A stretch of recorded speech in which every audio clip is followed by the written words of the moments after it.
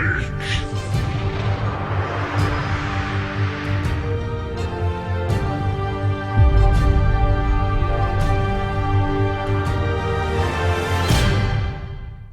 Ladies and gentlemen, my name is Total Biscuit of the WoW podcast. Blue please on cynicalbrit.com. We just finished with a raid. Oh yeah.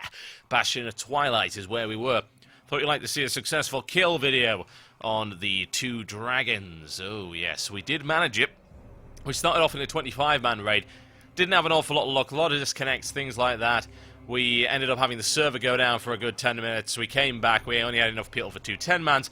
And we thought, okay, let's have a little bit of a contest, shall we? Let's split it up into 2 10-mans, and we'll see who manages to beat the dragons first.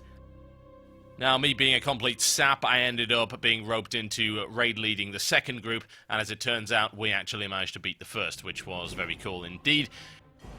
So here we go, folks. Here's the kill guide for Valiona and Theralion. Now, we have altered things since the Wipeathon a little bit. I had a look at some ideas for positioning, and what we decided to do is we decided to get fairly close, and we put a mark there on one of the reliable melee attackers. And once we get the blackout, we move in on that. We dispel the blackout immediately. Then we spread slightly, but not too much, just to give us a little bit of leg room in terms of this breath attack right here. So you see I move out just a little bit, and so does everyone else. There's the breath. It does seem to be randomly targeted on anyone other than the tank, so just be ready for it. And here's what we then do. We move him off the stairs. Why do we do that? Because seeing the void zones on the stairs is actually really difficult. It tends to bug out. So after the second breath, we drag him down there so we can get ready for the transition. So here we go for phase 2 right here. Engulfing magic can be a problem, but what we did here is we set up 2 groups. We've got one at the back with that reliable melee attacker there, and we have one stacking on me, which is the ranged and the healers. Now that allows us to absorb the meteors without too much damage, and it makes the movement quite easy, because as you see, we're sort of spreading those void zones around in such a way that it makes sense. So it's not all over the place. We're not chasing the melee attacker at the rear, which is what we used to be doing, and that was actually disrupting our ability to do damage, and it was also doing excessive raid damage, which was causing a lot of strain on the healers. There are a few problems with it, admittedly. You still eat the engulfing flame, and you can still get yourself backed into a corner if you aren't too careful, but it's not that bad. Like I say, you can take a couple of ticks of that without it being too horrendous, so just get the hell out of it at that point. Now, we actually lost someone here, as you can see. We lost our enhancement shaman, so we are 9-manning the rest of this. Positioning can still be a problem. This is certainly not a perfect kill, but it is a kill nonetheless. You'll notice right there, if the guy you mark gets engulfing magic, you have to be very cautious to make sure that the rest of your group gets the hell away from you, because you're going to be doing a lot of damage to them otherwise. I actually got backed into a corner, so I couldn't move any further. That's a positioning fail as far as I'm concerned on my part, and that's something that I should have been more situationally aware of, and I could have avoided that by simply saying, right, we're getting backed into a corner, let's go the other way. Okay, we're back into phase 1, and like I say, things are going fairly well from here on in. The blackouts are pretty much perfect. We're not getting breathed on, which is very good indeed. Hell, any mistakes that are being made are probably from me here, as I'm sort of yelling on vent about various things, making sure to try and keep things going. I have this very active raid leading style. I tend to commentate the fight, which some people really don't like, but these guys seem to react fairly well to it.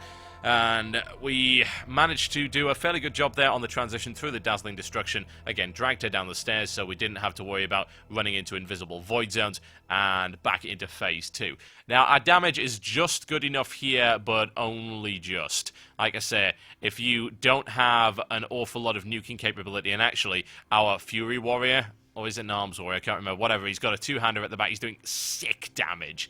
And he is the one who's really carrying us right here. The rest of us are doing good damage, but hey, he is amazing. So as you can see, we're actually getting most of the void zones targeted on us, and I'm actually moving us around in a circle around the edge of the dragon, which seems to be a really good way of doing things. It also gives the melee free reign to wail on the thing, because these void zones always seem to be targeting the group. Now, I don't know why that is. It didn't seem to be doing it before, but whatever, I'll take what I can get.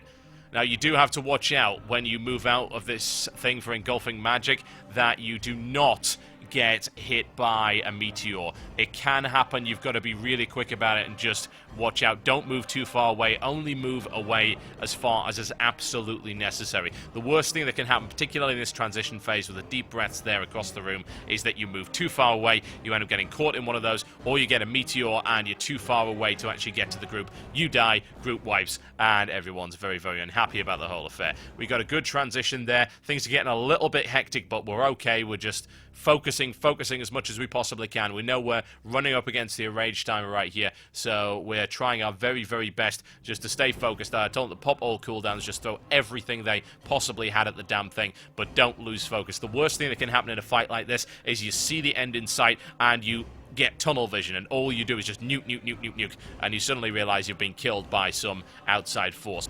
Yeah. Yes. Good job. Yeah. Nice. That's how we did it, folks. Again, this fight is mostly about positioning. There do seem to be a number of different schools of thought on how it works, but that worked for us. So, hey, maybe give it a try. Really challenging fight. Very, very enjoyable indeed. And I'm looking forward to seeing how it pans out on Heroic. The next one that we'll do will probably be the Ascendant Council, which I've done a few wipes on, and I can safely say is freaking crazy and fantastic. Looking forward to that one. This dungeon is really picking up, so we'll see where that goes. And I know a few guilds have actually managed to make their way into Cho'Gall now, so we've got a lot of catching up to do. My name's been Total Biscuit with Betamus Testimus here in the Bastion of Twilight. I'll see you next time.